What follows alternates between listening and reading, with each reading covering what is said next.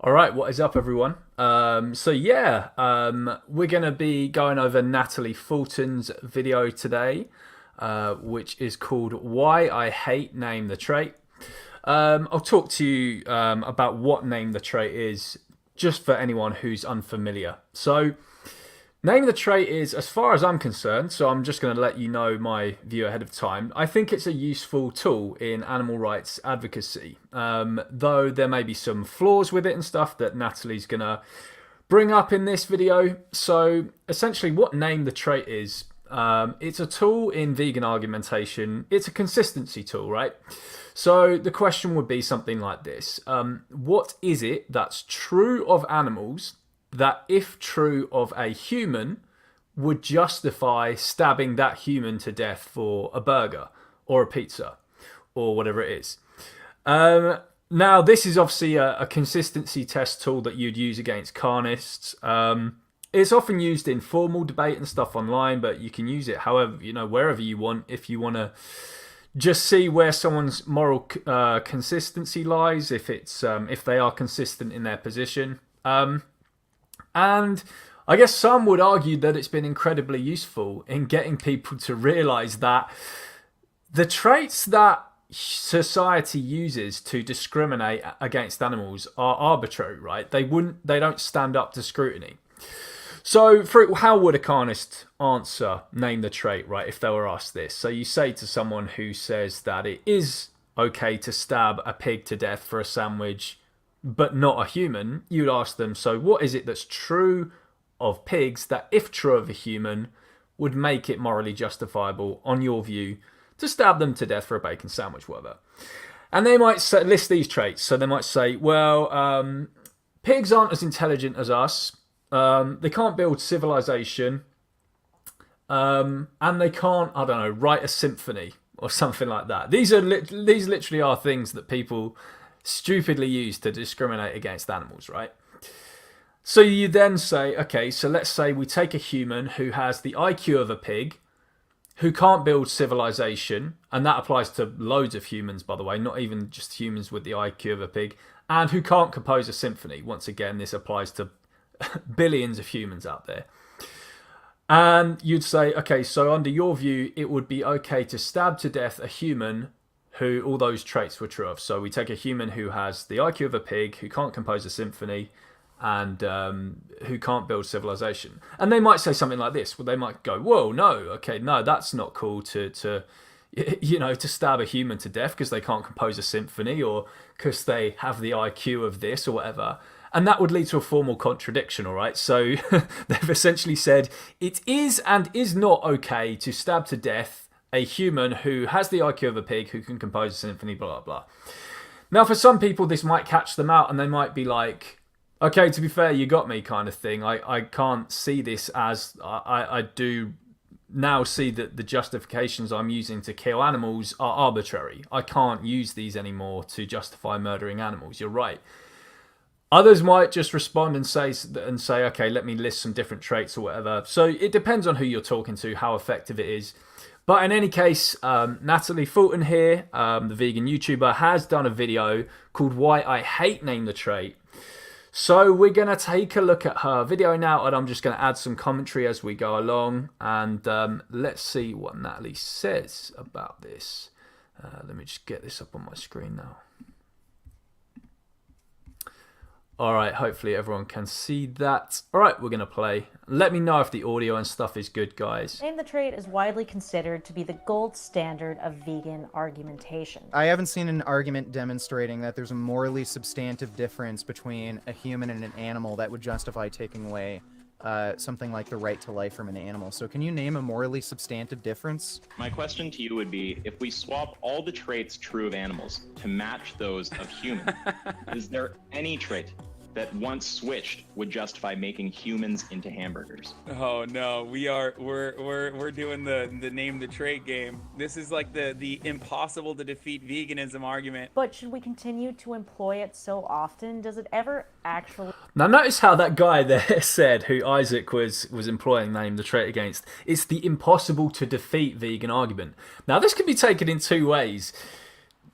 Does this mean that it's actually a fantastic tool and it's just really fucking hard to answer this? And so it's like, shit, this could catch so many people out. Or does this mean it's like a loaded question in a way, that there's no way to answer this and that it's like disingenuous? So this is something to think about. If someone says that, oh, it's the impossible to answer vegan argument, what are they saying there? Are they saying it's a disingenuous argument and it's like a loaded question? Or are they saying, shit, you got me, there's actually no way to answer this and you're right, there's no good moral justification to murder animals? Work. Today I'm sharing why I hate Name the Trait, why I think we should move on, and how it harms and hinders the vegan message. Before we get into the video, I want to clarify that I'm questioning the utility of Name the Trait and the... Now, one thing that you'll notice from the comments to Natalie's vid is that some people ask for like empirics and data and stuff like that. And you know what? You know, they're right. We don't have data on what exactly works and what doesn't, to what standard it does. But I think, you know, at the same time, we need to be allowed to question things. We need to be allowed to use our own experiences to say, I've not found this to be effective.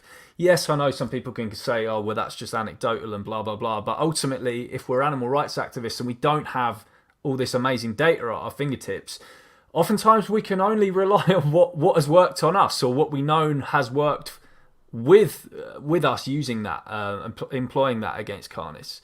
So let's carry on with the video. Context of effective vegan advocacy, not philosophical debates. I have seen YouTubers like Ask Yourself and Vegan Gains wield Name the Trait effect. Just going to read Amanda's comment here. Anyone with a decent moral framework would concede because it aligns with their values. It's impossible not to contradict yourself. Now, here's the thing, Amanda. You can actually be consistent as a carnist with Name the Trait, right? You could... It does entail like a mentally disabled Holocaust or whatever in some instances, and the carnist might just be fine with that. I mean, obviously, I think in a lot of time when it leads to a carnist saying that, yes, I would send people with the IQ of pigs into a gas chamber en masse if they were tasty. Now, a lot of the time they're just being disingenuous, right, when they say that. But if there is actually a carnist who says that and they're being consistent, and there's no contradiction there. That person is obviously a psycho. That person's a lunatic, but they haven't contradicted themselves. So, but then again, I guess you said anyone with a decent moral framework. So yeah, you're right. I guess if you're a decent person, there's just no way that you can answer this in some kind of way that wouldn't make you look crazy. Effectively to highlight the inconsistencies of their debate opponents. However, in street outreach, it just doesn't work. Yeah, so Natalie's saying here in street outreach it just doesn't work, but that alone isn't a reason to cuss Name the Trait. 99% of vegan advocacy is not street outreach. So street outreach is just like, it's less than 1% of advocacy, I would say. Most vegan advocacy is basically like online, or like talks and speeches and stuff like that. People being on the streets doing stuff like, you know, outreach and, you know, We the Free and AV and all that kind of stuff, Earthlings.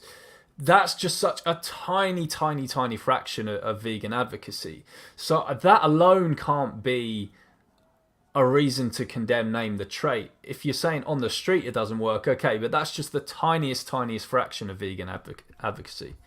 Just going to read Christina's comment here. Or you'd have to simplify the question to the degree that the average person can understand it. Yeah, Name the Trait is... it's a bit of a mouthful at first. And I think a lot of people who aren't like super versed in philosophy might be like, wait, what is this guy saying? Like, I've heard someone, for example, I've asked it to someone before on Instagram or something. And I remember the person responding, wait, can you clarify what you're saying? You sound like a poet. So the question was, what is it that is true of animals that if true of a human would just... So I can see why someone would think, yeah, you know, it sounds like you're talking Shakespeare or something like this. But ultimately it is simple English in itself and it works. But yes, it is it is possible that you could rephrase it in layman's terms. You could say to someone who doesn't understand it at first, what is it about animals that you think makes it morally acceptable to stab them to death for this? And then they would list these things about animals that make it, in their mind acceptable. And then you say, okay, now say we were to apply all those things to a human. Would that be okay? No, that's still name the trait. So you're using name the trait. You're just phrasing it in a more layman's way, in this less kind of philosophical kind of way. The goal of the philosophical debate is to test logical consistency, and the goal of vegan advocacy is to inspire and influence someone to go vegan.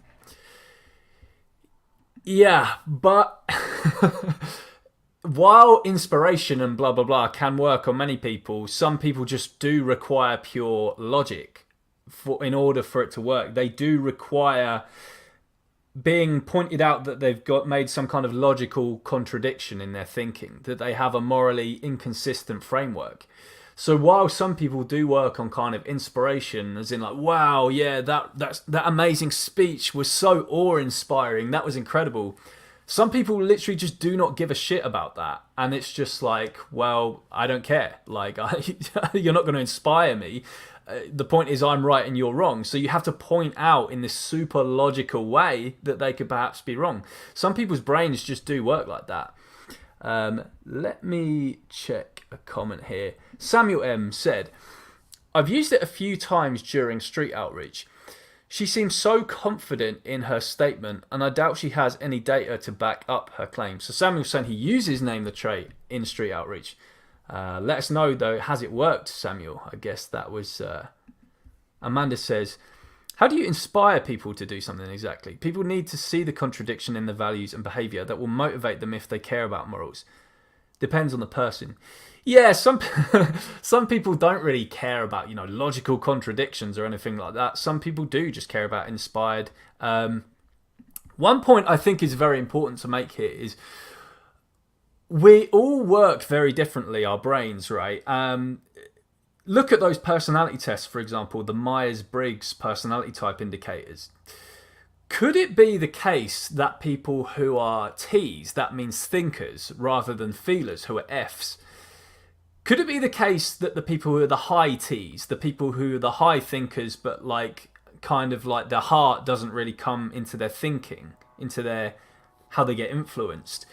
Could it be that name the trait is effective on them, but it's not so effective on the people who are the F's, where it's like, I'm motivated to change based on kind of values and, oh, damn, watching that slaughterhouse footage, that was awful. I think I'm going to change. Because some people, the point is our brains just work very differently. You have the T's in the Myers-Briggs type indicator, and you have the F's. And the way that we go through life is often influenced by whether we're a T or an F. I kind of spoke to Claire Mann about this in a live stream I did a while back. Anyway, let's have a look at the rest of the vid. With the latter goal in mind, name the trait fails, and this video explores why. Let's begin with the fundamentals. Name the trait originated with ask yourself, and I'll let him explain it here. My case for veganism is pretty simple. I would say that if you hold the position that it's okay to stab an animal to death for food, it's not okay to stab a human to death for food, that there has to be some difference between the two that actually justifies that difference of treatment. So I would ask you, what is it that's true of the animal that if it were true of the human would justify stabbing the human to death for food? When he describes it, it sounds great, logically sound, rock solid. But does name the trait propel carnists down the vegan path, or is it more likely to backfire? My primary issue with name the trait is that you're trying to guide people toward a certain conclusion, but you end up doing the opposite. The goal is to highlight that we're similar to animals, so why are we asking people to enumerate our differences? Yeah, this isn't exactly true here. I think what Natalie's saying here kind of rests on a false premise. It's not so much about... In fact, name the trait can actually lead people to showing that actually we are all it's asking the person to do is list what are the traits about animals that make it okay to do this to them, and then you apply that to a human. That's not necessarily listing differences, because the point is you're applying that to a human who those traits are actually possible of. It's actually showing a flaw in their thinking, right? So one common trait they often use is, have animals built vast civilizations like we have? Have they built a legal system? And it's like, there are humans who haven't built civilization. There are humans who are incapable of understanding law or formulating a legal system. In that case, it can actually catch those people out in a way, and it's like, oh damn, shit, I guess, so it doesn't necessarily lead to enumerating differences. All it's doing is listing traits. They can be similarities, they can be differences, but the point is you're applying all those things to a human and then just asking, would it be okay to do that to them? Imagine my goal was to persuade you to marry your girlfriend, and to do that, I asked you to list all of her negative traits. I can say the point is to show you that none of those negative traits would warrant a breakup in the hopes that you'll be persuaded to propose, but we can see that it would have the opposite effect. Instead of thinking, oh, she isn't quite ambitious enough, but that's okay because I love her, you would think, wow, she's not ambitious. I'm not sure that this is a perfect analogy. In fact, the reason that we are attracted to our significant other, sometimes it might not be to do with the things we share in common. But if someone... This is kind of hard to explain, I guess, but I'm not quite sure if this is a perfect analogy from Natalie. And I'm not quite sure if I'm clever enough to actually point out what the flaws are in this analogy. Maybe she's onto something here, I'm not sure. But I don't know if this is the perfect analogy for it. Because name the trait is asking for differences in treatment. Someone can even still find things nice about animals that are the ways in which we're different.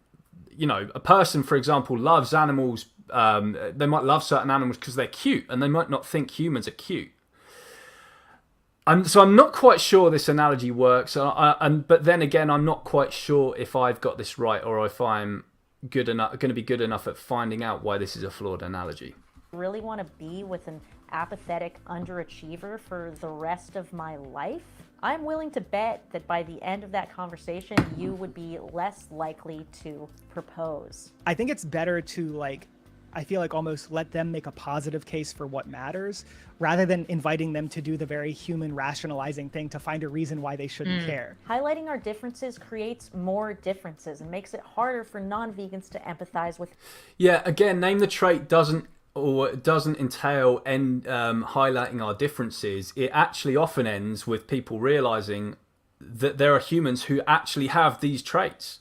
That humans are animals, and they genuinely have these traits that they're listing as making it morally permissible to gas someone or to stab someone.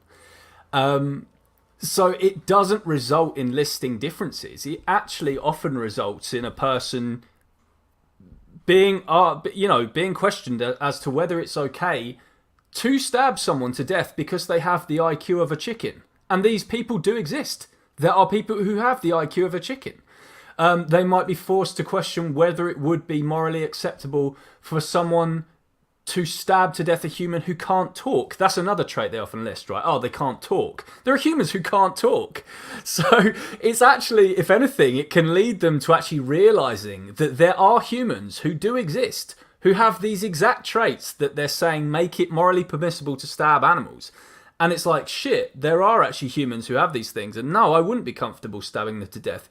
So hang on, why on earth would I be stabbing a pig to death because they can't do algebra when I know someone who can't do algebra? I don't want him to be stabbed. My mate Dave is crap at algebra. I'm not going to stab my mate Dave to death because he can't do algebra. But then again, I'm stabbing pigs to death because they can't do algebra. Shit. So it doesn't necessarily end in enumerating differences. It actually can often come to the conclusion that we're alike in many ways. Animals. Instead, we should emphasize our similarities. Ask Which people it if does, animals shiver often. when they get cold, if they experience hunger like we do, if they can feel emotions like happiness, sadness, anger, and Yeah, so these are all well and good questions. The point is, people just don't care. There are some people know that animals shiver. People know that animals feel sadness and hunger, stuff like that. The point is, some people just don't give a shit. And now those people that I'm talking about who don't give a shit, again, name the trait could just not work on them because they just don't care. I don't know, but there are people out there who they know of these things that Natalie are talking about, but they need to be presented with a logical contradiction in order to change. Now, I think that's kind of lame, for example. I think that shows that someone is quite a bad person, actually, that they need this super concise logical contradiction in order to just show animals basic respect, when it's like, look, it should be enough for you that they feel pain and that they don't want to die. That should just be enough. But nonetheless, we have to accept reality that there are some people who, these things that Natalie just mentioned there, it doesn't work. They just don't care.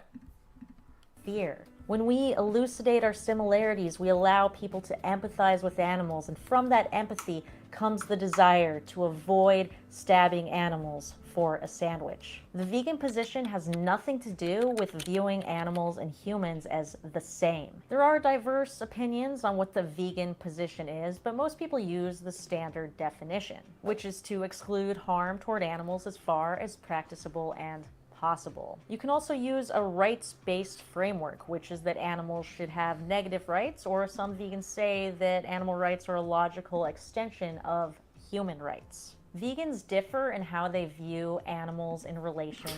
Yeah, so essentially name the trait is, I think, probably the best tool we have for showing that animal rights are a logical extension of human rights. If we assign rights to humans, then we should also assign rights to animals, because there is no morally relevant trait difference that would justify you doing this certain thing to an animal, but to someone, but not to an animal, or whatever the justifying doing this thing to an animal but not to a human, should I say.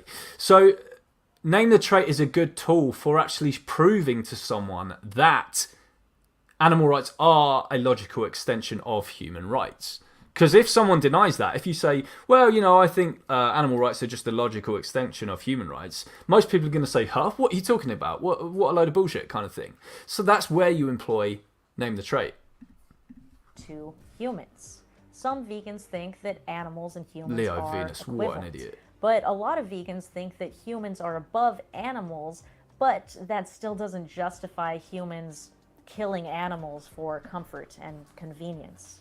I personally don't think it matters. The degree to which someone values someone else should not determine whether that individual is granted rights. Yeah, name the trait doesn't assume that. In fact, most people who are proponents of name the trait, they literally say themselves that they believe that humans are above animals, but they're just trying to find out the morally relevant traits that justify such a ridiculous difference in treatment, such as stabbing one to death but not the other. I mean, obviously a puppy has much more sentience than an ant, for example, but I still don't think they have such a difference in sentience that it would morally justify stamping on ants. I think stamping on a puppy could be seen as much worse, right? You're going to cause more pain. I think the puppy values their life somewhat more. But that doesn't mean that you can stamp on an ant. So I don't think name the trait in any way supposes that we're the same or anything like that, or it talks about it's getting the person to concede that the two objects are exactly the same in many ways. It's just listing what are the morally relevant trait differences that justify a different in treatment.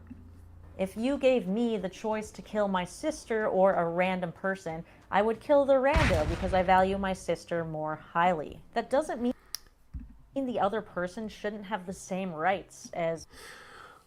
Well, I think that's a false dichotomy there, because we're not asking the person who would you kill out of this. It's not a question of killing one but not the other. And people who use name the trait would understand this. They might even say, yeah, I would fully expect you to save a human over an animal, whatever. Thank you so much for the donation to my activism sprinkle. Really, really appreciate that. Thank you. So name the trait isn't assuming this. It's not asking who would you save out of a this and a that. And yeah, sure, Natalie, you would absolutely be entitled to feel you'd want to save your sister over the random. But if you're just talking about killing randoms, we could ask you, Natalie, what is it that's true of of the random that, if true of your sister, would justify killing your sister? And that would be, if anything, a good question. My sister. Rights should be granted based on objective characteristics like sentience, not personal value systems. Name the trait becomes so invested. Right, but sentience could be one of the things that they mention. So they could just say, well, cows have less sentience than us.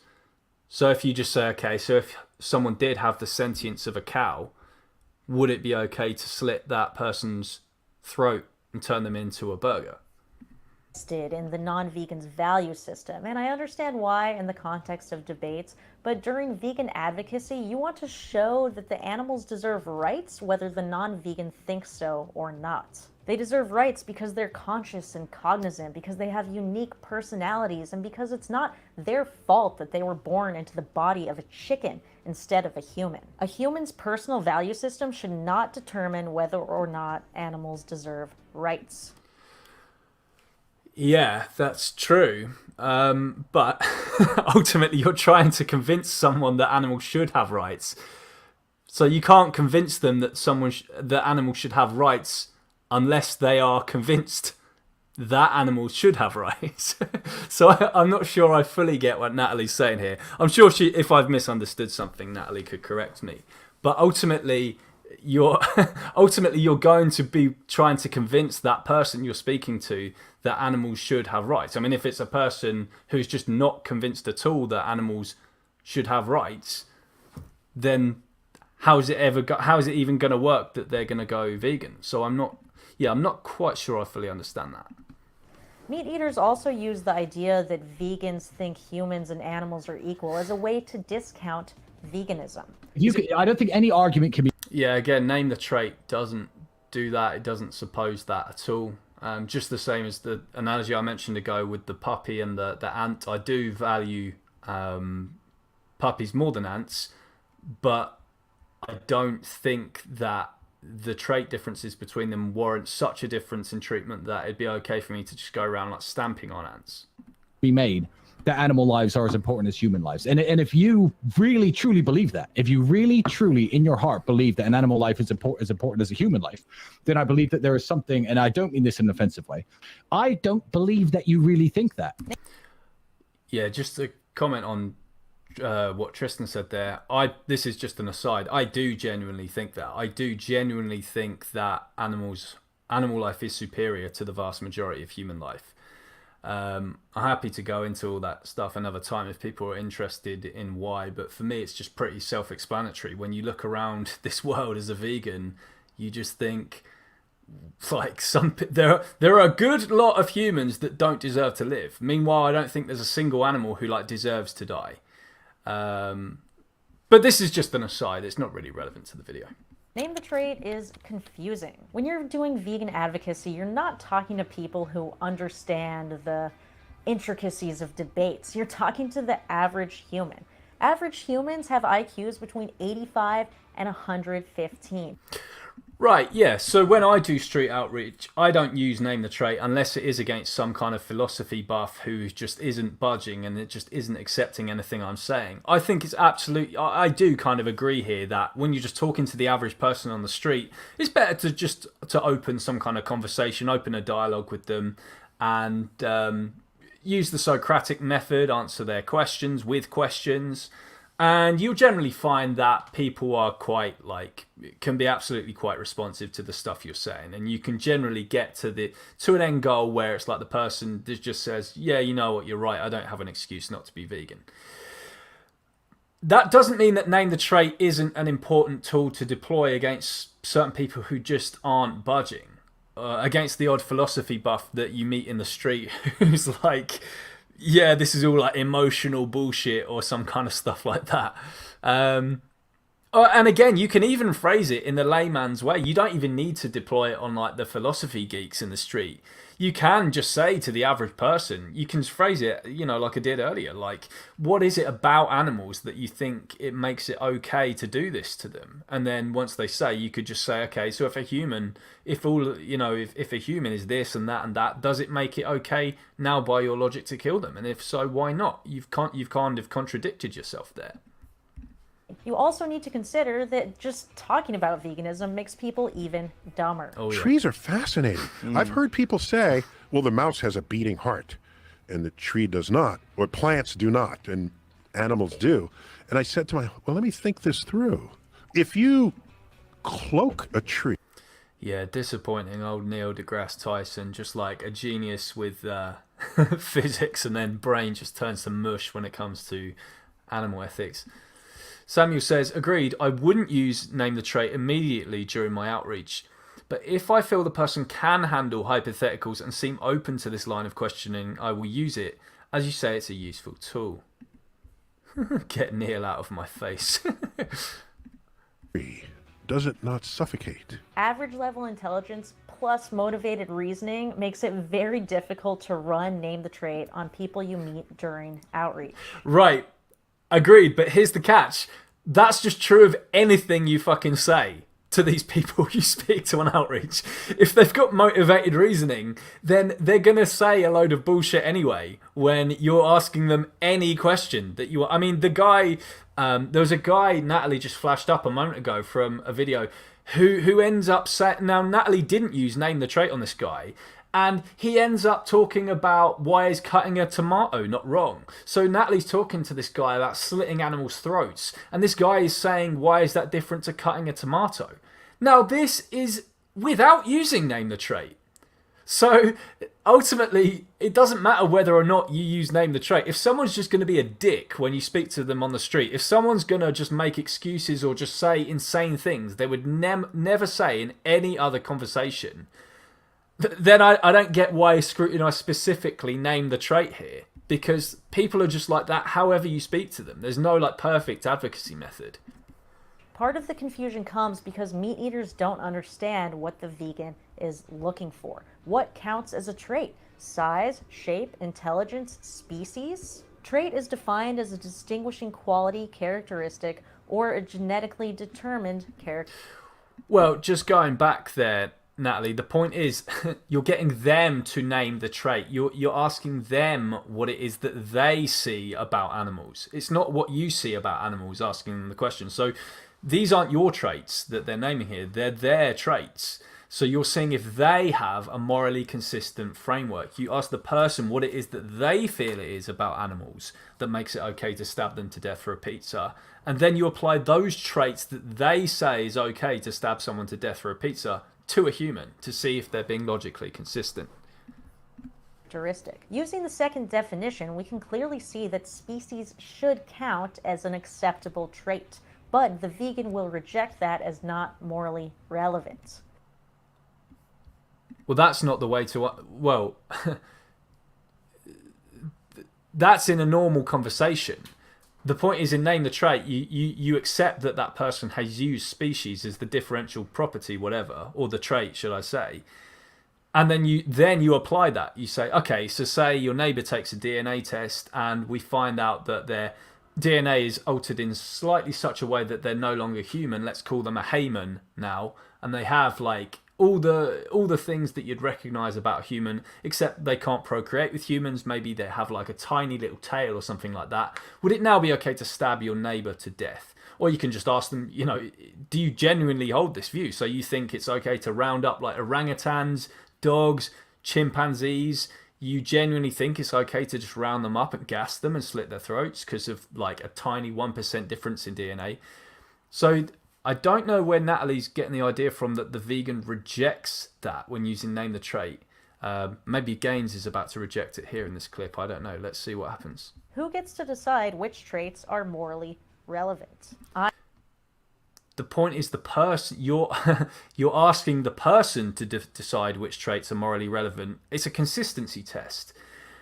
So you don't, the person asking name the trait doesn't reject any traits unless it's what's called in formal logic a category error. Okay, so you're not going to reject any traits unless they've given a trait that actually isn't true of animals. Like, say someone says animals aren't sentient, we say, well, hold on, you can reject that trait because we know animals are sentient, so we'd prove that. But let's say they do say a trait that actually is a trait they value, like species or intelligence. You're not supposed to reject any of those traits. You might reject them personally because you're vegan, right? But the point is, in that conversation, you accept those traits. You say, okay, that's fine. And then you apply them to humans to see if they are being morally consistent. I personally don't believe species is morally relevant. That's part of why I'm vegan. But meat eaters do think species is morally relevant. That's why they're not vegan. I'm asking. Yeah. And this is where, if they reply with species in name the trait, you can just do that consistency test just then. So you then apply that to a human. So we take a human with the slightly altered DNA and we ask if it's okay to gas them to death or stab them to death, whatever. Asking you, what is the morally substantive difference between a human and an animal, where it's okay to violate an animal's rights, but it's not okay to violate a human's rights? And you've given me a few answers, but you keep walking back your claims. Yeah, look, I don't have an answer because I don't fully understand the question. I thought my answer was... So what? Yeah, so someone says here, Deemstar says, if you debate a non-vegan using NTT and they say the trait is human, then they won, at least in their own mind. Well, you can see if they win or not when you apply the consistency test. Another way to answer that is, okay, being human. So you can also use the whole intelligent alien species hypothetical. You can say if a species of aliens more powerful than us, more intelligent than us, came down to Earth and just rounded us up, gassed us to death, impregnated us, would that be acceptable? You yourself just listed the trait as... wait, no. Actually, I think I got that wrong. But that would be something in with regards to... you can do the whole DNA test thing again. So, yeah. That would be what I just said, sorry, if they said being of a different species. But, yeah. What clarifies as a morally substantial, whatever the rest of that was? You can tell a racist that the color of someone's skin is arbitrary, but they don't see it as arbitrary. That's why they're racist. Someone can define what they consider moral as any fucking thing they want. During activism, you don't have much time. Most people will grant you 15 to 20 minutes, and then you're never going to see them again. Yeah, and online, name the trait is actually really good because you don't have much time, in my opinion. I do it in comment sections all the time because I'm not going to have that much time with that person. I'm not going to be able to have a fully blown conversation. So it can be just good to ask, you know, when people say veganism is illogical or all you have is emotions and feelings and stuff, you can say, okay, then Mr. Philosophy Guy, what is it that's true of animals that if true of a human will justify stabbing that human to death? So, if anything, name the trait can actually be good when you are short on time, in my opinion. Explaining the premise of name the trait and correcting them along the way is a waste of time. If you're not sure how to use your time during outreach effectively, check out this handy page from Pax Fauna where they tell you which points need to be addressed.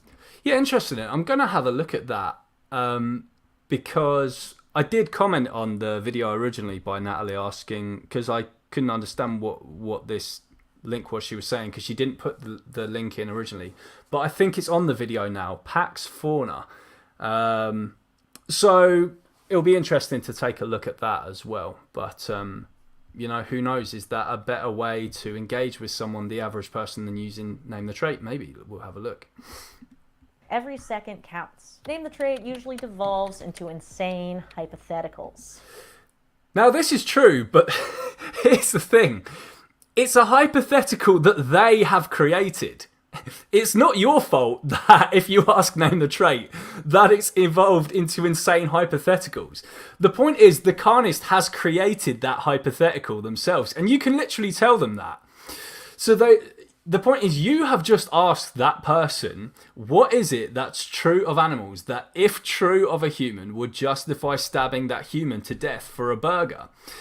They then list all these traits that say, these are the traits that would make it acceptable to stabbing, if applied to a human, to stabbing them to death for a burger. So then you just simply say, okay, would it be okay to stab to death a human with all these traits? And then then if they just do say, oh, that's an insane hypothetical, it's like, but that you just created that. You literally just said that yourself, that it would be okay to stab to death a human who had all those traits. So it's not your fault that it evolves into insane hypotheticals, which it does. The point is the carnist has created that themselves.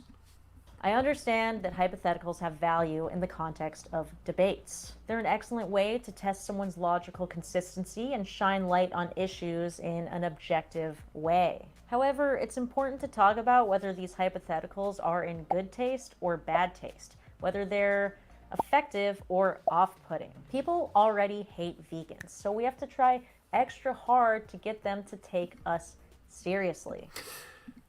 They also think that vegans are a bunch of illogical, just emotionally driven weaklings. And I think Name the Trait is a good way to disprove that, because it's just based on pure logical consistency. People are going to hate vegans either way.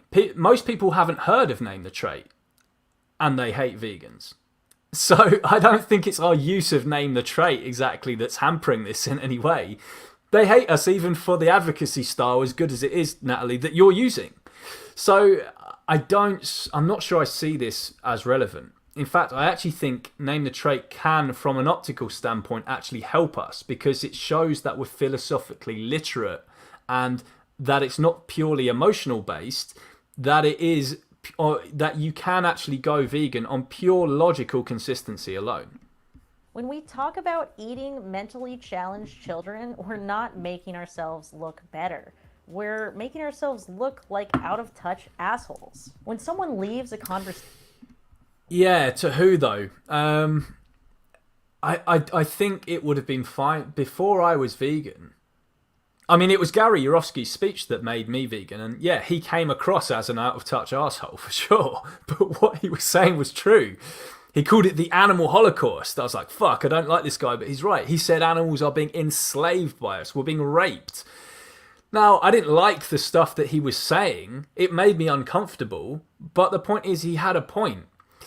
We have to understand that we shouldn't be misled into thinking that advocacy is ineffective just because carnists react negatively to it. There's always going to be a large majority of carnists who react negatively to our outreach. There's no one-size-fits-all advocacy method.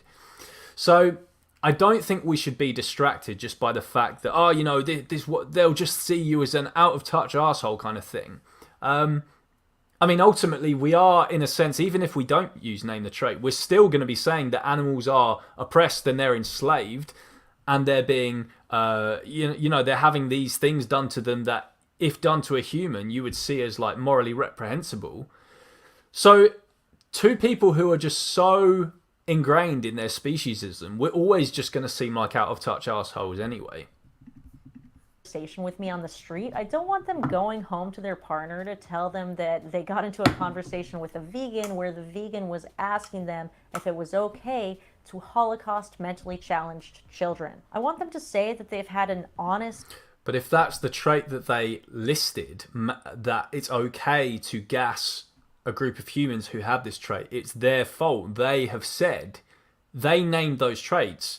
They said it's okay to gas a bunch of children who have the IQs of chickens. Then all you're doing is just repeating back the question to them. Okay, so you think it would be okay to round up a bunch of children who have the IQ of a chicken and gas them? And if they say, no, that's ridiculous. Well, can you say that? It's like, but you just said that. So it's their fault, if anything. It's not your fault that they're saying any of these things. honest, difficult discussion about the harm they've inadvertently created through their actions. I want them to say that they now understand why vegans fight so hard for animal rights. I want them to feel seen and heard and like I was listening to their points and not trying to box them into a position that I could easily destroy. Yeah, now this could be a good point here from Natalie. Does name the trait work in a way that it's such that you from the off, the person is like, look, this person is just here trying to like box me in. They're not trying to actually engage in a fruitful dialogue with me here. They're just trying to run a gotcha on me. And there's no way that I can answer this without appearing like a psycho, blah, blah, blah. Now, you might hear that and think, well, good, that's the point, right? And yeah, I get you. Okay, that's what is so good about Name the Trait. There is no way really to answer it without sounding like a complete lunatic. And that just proves to me that animal rights is just a logical thing that we should grant. However, we have to take into account that we're human, right? And humans do have feelings going into conversations. And people don't really like to be going into a conversation where it's like the intention is that the person is just to run a gotcha on you, to be like, watch this, I'm gonna fuck this guy over badly. Let me ask this, like, in their mind, loaded question that there's no way to answer. So this could be a good point from Natalie here.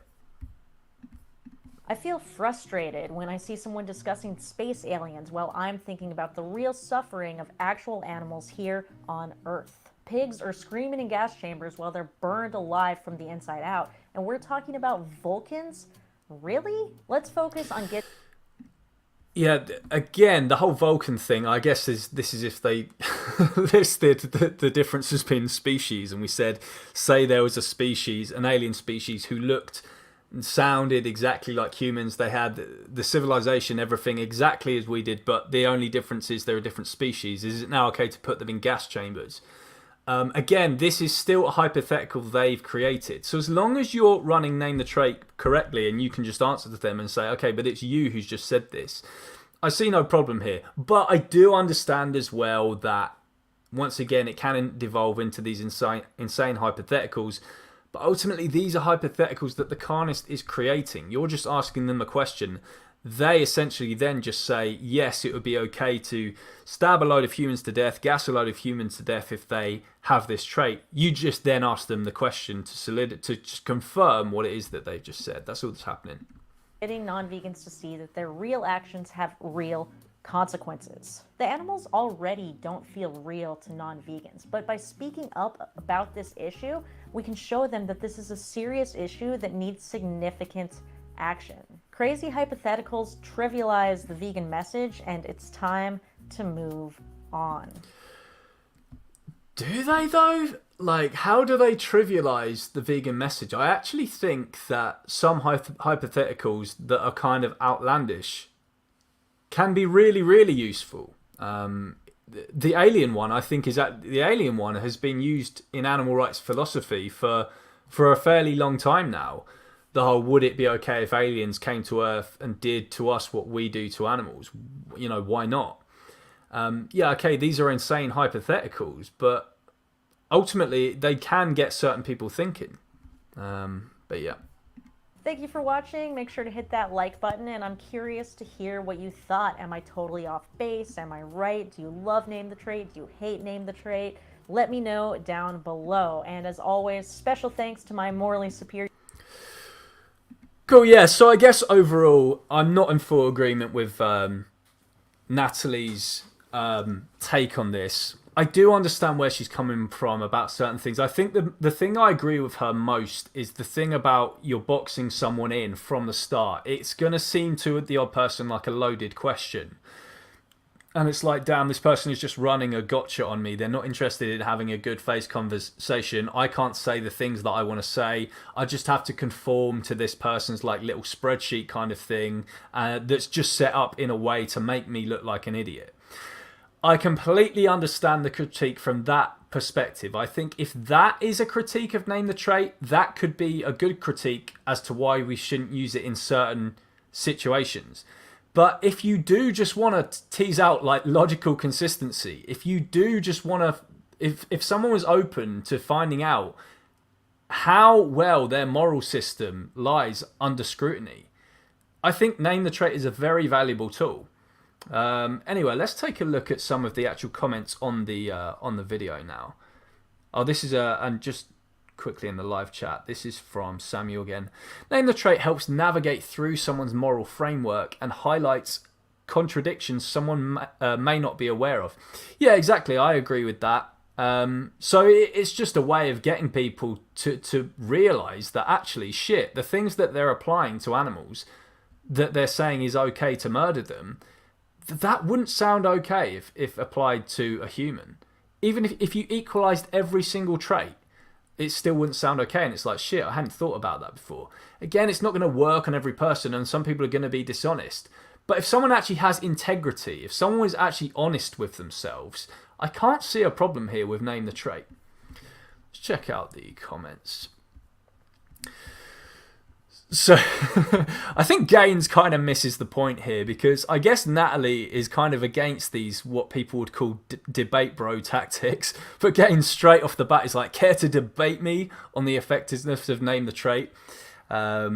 So I guess some people might see that as kind of missing the point from Gaines. Nonetheless, I would like to see that. Although it does say in the replies somewhere here that Gaines had like name called Natalie and called her this and that in a recent stream, and would Natalie really want to engage with someone like that? And I agree. I think if Gaines is just going to promote, toxic behavior towards others in his stream, then why engage with someone if they're just, dissing and shitting on other activists like that for no good reason? There's no good reason to, Natalie hasn't dissed anyone. So I don't agree if that is true that Gaines has done that. Name the Trait is great for autistic dorks, but for healthy people it's pure cringe. Now, that's this comment here from Perrinbarn. Yeah, now I'm not I'm not going to name names, but knowing some of the main proponents of Name the Trait and how it's literally the only thing that's got them to change, I see where this person is coming from. However, it can work on people who aren't complete dorks. I think it's a valuable tool. I'm not an autistic dork, or am I? I don't know. Let me know in the comments. Let's see what the other comments are saying. Name the Trait is rarely used in street outreach. Richard, ask yourself, they all debate online with mostly anti-vegans who are extremely dishonest. Yeah, so Name the Trait is reserved for special cases of debate.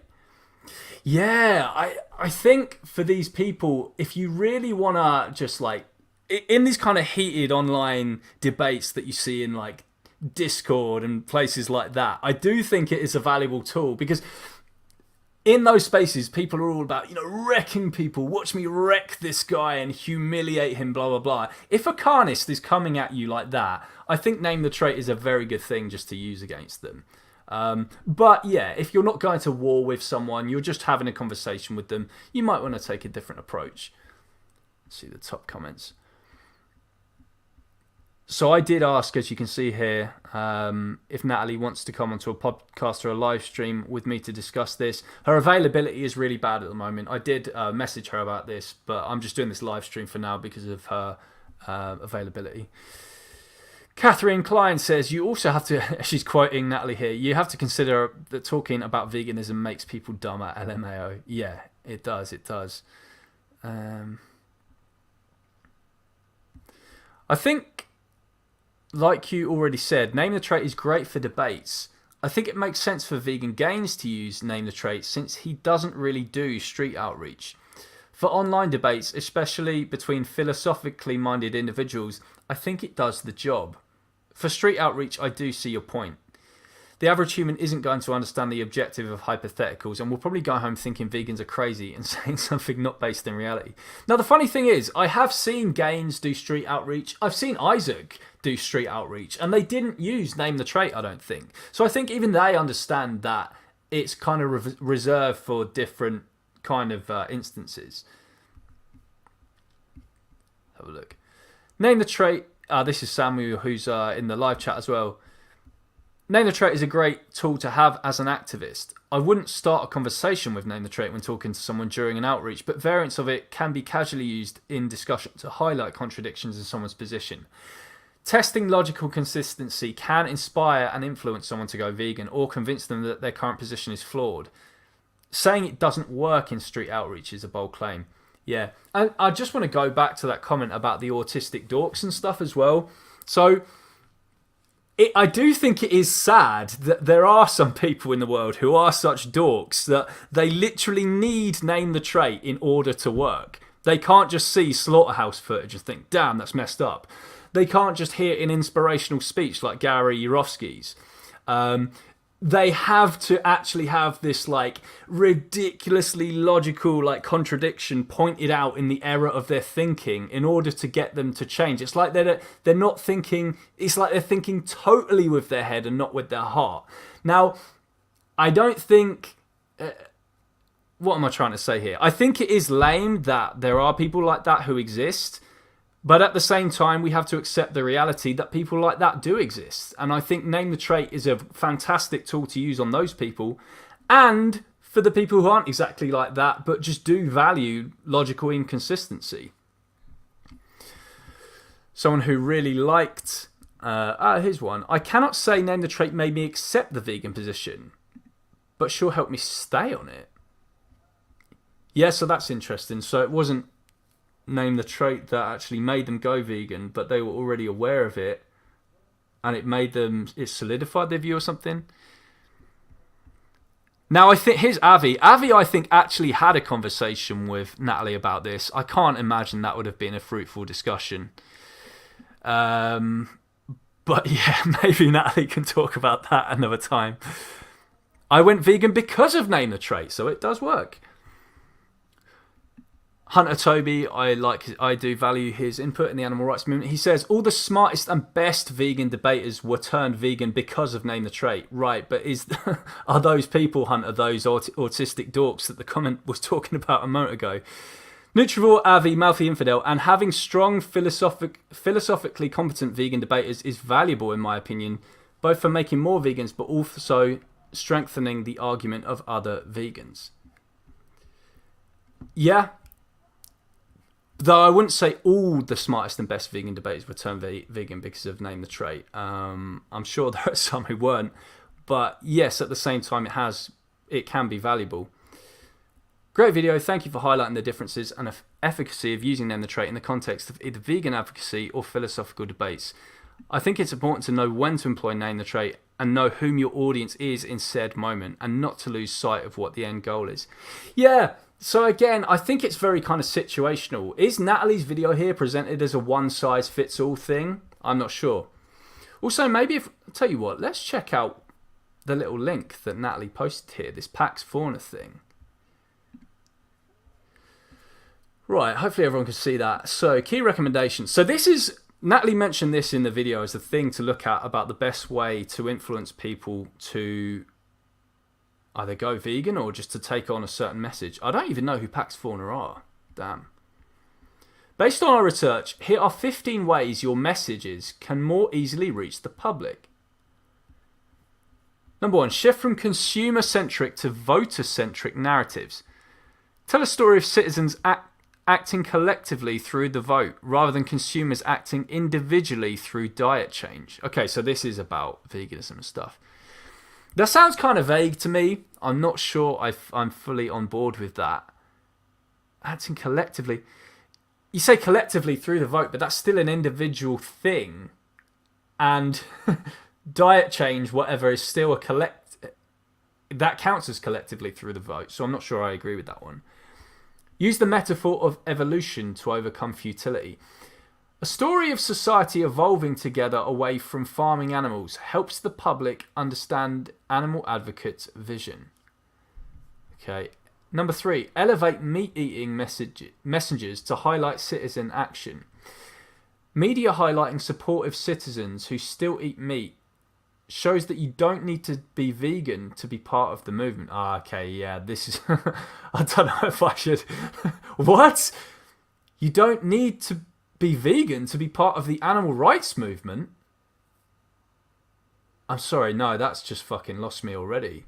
You absolutely need to be vegan to be part of the animal rights movement. How can you be part of the animal rights movement if you're oppressing animals? How the fuck?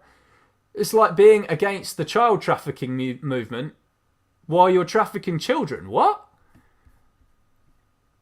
Target the humane deception with its no secret. Humane labels don't mean much, and nobody wants to be ignorant of a widely known fact. Yeah, so I think people like to know that they're... Yeah, people don't want to feel dumb. So I think it is... I see what they're kind of saying there. Maybe if I click learn more here, it will go more into that. Many people personally believe their meat is sourced from small farms. Labels such as cage-free and free-range are controversial. Some consumers have high confidence in them, while others consider them meaningless. The fantasy of the small family farm is widespread, but it is vulnerable. Advocates should attack this humane deception directly. Spread the word that it is no secret that 99% of animals are raised in factory farms and that cage-free conditions are inhumane. That could be good. Proactively address culture, naturalness, and freedom of choice. Many people already know about the harms of farming animals. Focus more of your advocacy on their rationalization. Number 6, give empathy to the rationalizations of the meat-eating public. When advocates dismiss these rationalizations as foolish, we seem out of touch and provoke a defensive response. Again, it kind of depends on the person. Some people, it might actually work on some people to be like, mate, that is the dumbest shit I've ever heard. What do you mean this kind of thing? But I'm not saying to advocate like that in every case. Number 7, pursue policy demands focused on making animal-free foods more affordable and accessible. The high cost of animal-free alternatives is seen as a barrier to transition. We can make this a rallying cry. Yeah, I disagree here. This is just based on a myth. Animal-free alternatives, that's just a super narrow focus on some plant-based burgers and hot dogs and pizzas and stuff like that. We all know that plant foods are just generally cheaper. The cheapest foods in the world are all plant foods, without question. Number 8, use non-exaggerated facts and provide citations. People want hard facts, but they're wary of biased research. Always provide citations and never exaggerate. The truth is shocking enough. Yeah, I agree. But some people don't really care about like the kind of facts and stuff. They might just know this already, but they don't care. In any case, I guess this is something to throw in with everything else. Tone down, this is number 9, tone down emotional language without sacrificing emotional connections. Charged language full of adverbs is seen as emotionally manipulative. Let's take a look what they mean here. Another common objection to advocate messages is that emotionally elevated language is seen as manipulative or hysterical. So is that words like Holocaust and murder? I don't know. It says, at the same time, emotional connection is necessary to make the issue relevant. The challenge for advocates is to create that emotional connection without being seen as emotionally manipulative. We can start by pruning excessive emotional language from their messages. Make scant use of adverbs, avoid absolute statements, and opt for less emotionally charged synonyms to seem more credible. Trust that the plain facts of the situation are tragic enough. Yeah, I'm not sure about that. The whole, it's serious enough as it is, it's shocking enough as it is. People know what happens in a slaughterhouse. The point is, this is a great quote from a soy theist. He does stuff about like why we should use the word Holocaust and stuff like that. He says, if you don't use serious terms, people don't take things seriously. And I think I do place a great weight on the reason for my change, probably coming from Gary Yourofsky's speech and the terms he does use. Now, they might say that's emotionally loaded terms and, the facts stand well enough as they are, but unfortunately they don't. I knew what happened in a slaughterhouse. I knew all that, but I wasn't vegan. I needed those terms that made me sit up, that made me uncomfortable in my gut, to know that I was funding slavery, to know that I was funding rape, to know that I was funding a Holocaust. People simply just don't take things seriously if we don't use serious language. So what happens, unfortunately, it's not enough. People know what happens. Number 10, use questions, images, and explicit pro-emotion arguments to create an emotional connection. Number 11, meticulously avoid jargon and activist speak. Any word or phrase that isn't in common use by regular people is confusing and alienating. I don't know, at the same time, people might be interested in terms they've heard, in terms that they hear you use, that the person might think, damn, this guy actually is intelligent and knows what he's talking about. But I understand that you might want to kind of use layman's terms instead. Let's see what they say about this. We recommend every advocacy organisation bring even more attention to screening their messages for words and phrases that are unfamiliar to the general public. For instance, we tested one message from an advocacy organisation that mentioned a dead pile inside a pig farm. While this seems obviously to refer to a pile of dead pigs, many people trip on this word, expressing confusion followed by frustration about the uncertain meaning of the word instead of engaging with the content of the message. Yeah, okay. Yeah, I guess if it's a word that people have just never heard before, then we perhaps shouldn't use it. But I've also heard people say, oh, we shouldn't use terms like exploitation and blah, blah, blah. I'm not sure where I stand on that. Number 12, beware of health-centered messaging, which inadvertently triggers the consumer frame. Most Americans see health as a matter of personal responsibility and resist any government intervention. Interesting, yeah, and in any case, I think we should just advocate veganism based on the ethics anyway, not their selfish health reasons. Number 13, treat the base, persuadables, and opposition differently. 20 to 30% of the public are receptive to altruistic appeals. The rest are more responsive to disgust and social pressure. This is interesting and seems research-based. Let's see what they mean by this.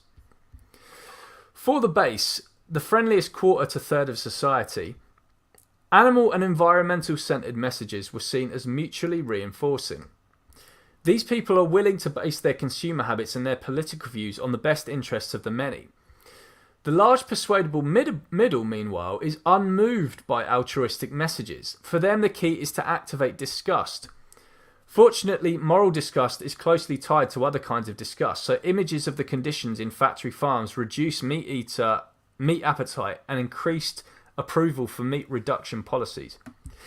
Yeah, I have to say, as bad as this is, I think another part of me going vegan was just knowing how absurd and weird it is that we do certain things to animals, or that we're eating certain... It's like, what? Like eggs and stuff. It's like you're eating like the periods of chickens and stuff like that. That did kind of have an effect on me. That did make me think, bro, like, why are we... This is like disgusting.